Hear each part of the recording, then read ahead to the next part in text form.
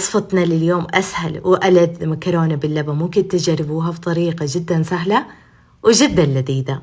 اليوم بوصفتي حستخدم منتجات أسواق التميمي من بقوليات ومكرونة وبهارات وملح وزيت، كلها متوفرة عند أسواق التميمي.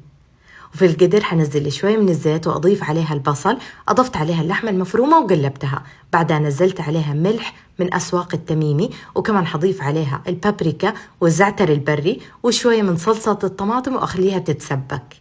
وفي القدر حنزل لي الموية المغلية، واخترت مكرونة أصداف من أسواق التميمي، سلقتها مع شوية من الزيت والملح لحد ما استوت. وفي هذا الوقت جهزت لها صوص الزبادي، احتجت للزبادي أضفت عليه الثوم والليمون، وحضيف عليها ورق البقدونس من أسواق التميمي، قلبتها وبكذا تكون جاهزة. في وقت التقديم حنزل المكرونة والزبادي واللحمة وأقلبها. قدمتها بهذا الشكل، طبعا ما أحكي لكم قد إيش لذيذة، وبالعافية عليكم، لازم تجربوها وتعتمدوها.